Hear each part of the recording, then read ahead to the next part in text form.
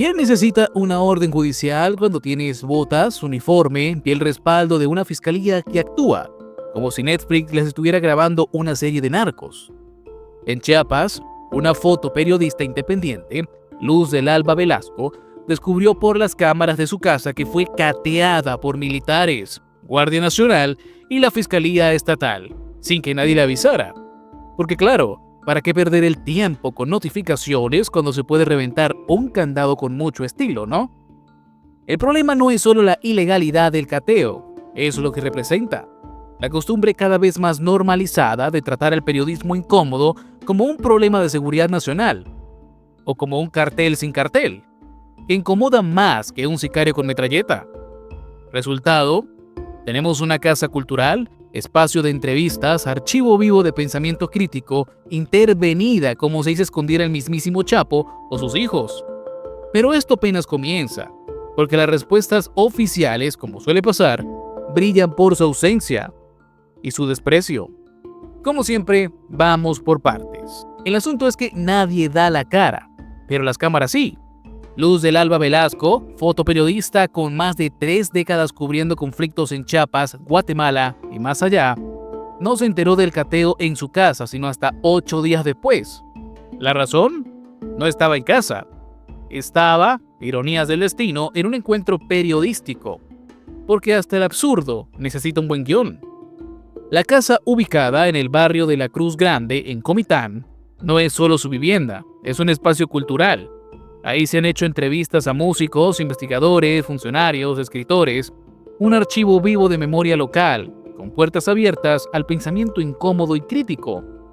Pero resulta que el 12 de junio, a las 17:26 horas, fue intervenido sin orden judicial, sin notificación, sin habitantes, sin razón aparente, sin derecho alguno. Velasco, gracias a su sistema de videovigilancia, logró reconstruir parte de la escena. Agentes forzando el candado principal, dañando el eslabón, cerrando la calle como si esperaran una redada de película. Pero no estaban buscando criminales, estaban irrumpiendo en la casa de una periodista incómoda para el gobierno, de las que no se callan ni se alinean. ¿Querían saber qué hay tras las entrevistas? ¿Detener algún poema subversivo? ¿Interrogar a las guitarras por sus letras incómodas? Lo cierto es que ni tocaron la puerta del vecino, no preguntaron quién vivía ahí, no dejaron documento, no explicaron nada, solo violencia institucional en modo automático. Y aún peor, nadie ha informado si hay una orden de arresto o presentación contra ella. Nadie ha dicho qué buscaban, nadie ha tenido siquiera la decencia de fingir una causa. Mientras tanto, el daño físico a la casa es el menor. El verdadero daño es simbólico. Entrar a la fuerza en un hogar, sin causa, es declarar que la ley ya no necesita leyes para actuar. Solo necesita silencio y poder. Y cuando un operativo parece sacado de una película de acción mal escrita, lo mínimo que uno esperaría es que el guión sea coherente. Pero aquí no hubo ni orden judicial, ni lista de motivos, ni siquiera el esfuerzo de preguntar al vecino más cercano quién vivía ahí. Solo fuerza bruta por parte de las autoridades y un despliegue de recursos digno de una redada contra un capo internacional. La Fiscalía del Estado de Chiapas, junto con elementos de la Secretaría de Seguridad Pública, soldados del Ejército y miembros de la Guardia Nacional, llegaron, cerraron calles, se apostaron en esquinas y reventaron candados como si en esa casa se estuviera cocinando el fin del Estado mexicano. Pero la realidad era menos espectacular y más vergonzosa. Una periodista no alineada, con un historial incómodo de cobertura en zonas de conflicto. Ustedes saben, esas que el gobierno niega que ocurra algo, pero ella tiene las fotos y los videos porque estuvo ahí. Velasco denunció que no hubo intento alguno de contacto previo. Nadie preguntó por ella en ningún lado. Nadie notificó nada. Y cuando no hay presencia de los habitantes, ni notificación ni orden judicial, el nombre no es cateo. Es allanamiento ilegal. Punto. En letras mayúsculas. Y confirma. Y esto es lo que quiero resaltar. Además, las grabaciones muestran a los agentes forcejeando con el candado durante minutos. ¿No les pareció extraño que nadie saliera? ¿No les preocupó que no hubiera testigos? O peor, ¿justamente por eso lo hicieron? A 7 metros de la puerta principal había otra entrada con cristales. ¿Hasta dónde entraron? Nadie lo sabe, porque la transparencia en este caso quedó sepultada entre botas, uniformes, candados rotos y cero explicaciones por parte de las autoridades pertinentes. Lo cierto es que la ley, que debía proteger la propiedad privada y los derechos civiles, aquí fue reemplazada por la ley del porque podemos. Y en ese terreno, cualquier casa puede ser objetivo, cualquier voz sospechosa, cualquier cámara una amenaza, y el precedente letal. Y si no ves qué hay de malo con esto, entonces no estamos hablando el mismo idioma. Ahora cambiamos de escenario, pero no de guión. Culiacán, Sinaloa, ahí sí hubo operativo, sí hubo resultados y, para no variar, sí hubo espectáculo. José Manuel Mono Canelo, alias El Gordo, cayó junto con 7 sicarios más. Lo presentaron como un golpe importante contra la delincuencia, porque nada dice control del crimen como una foto con armas incautadas y narcóticos ordenados como si fueran premios de feria. El personaje en cuestión era un reclutador de gatilleros, coordinador de ejecuciones, uno de esos que no dan entrevistas pero sí órdenes. ¿Cómo lo atraparon? Con coordinación, inteligencia y, por supuesto, cámaras.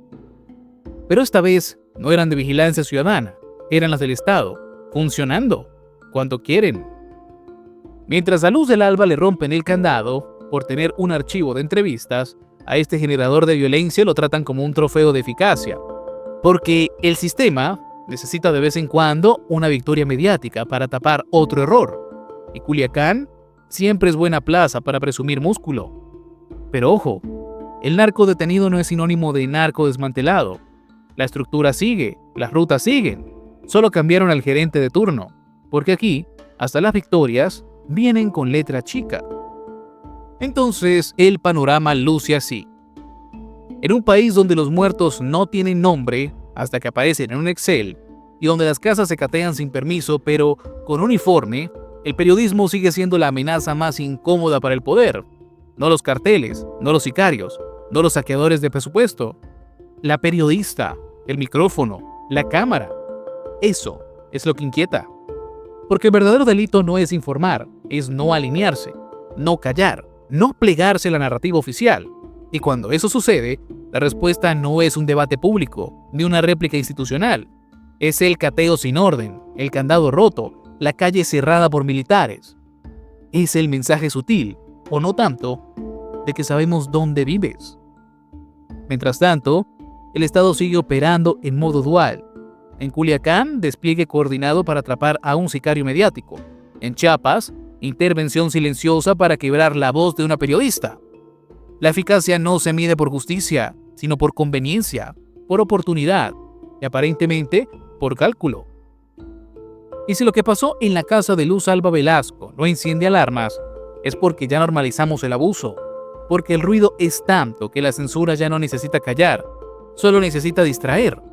La prensa libre molesta y en este país, lo que molesta se elimina. Se persigue o se allana, a veces con leyes, a veces con botas, a veces con el silencio cómplice de quienes deberían indignarse. El problema no es que esto haya pasado.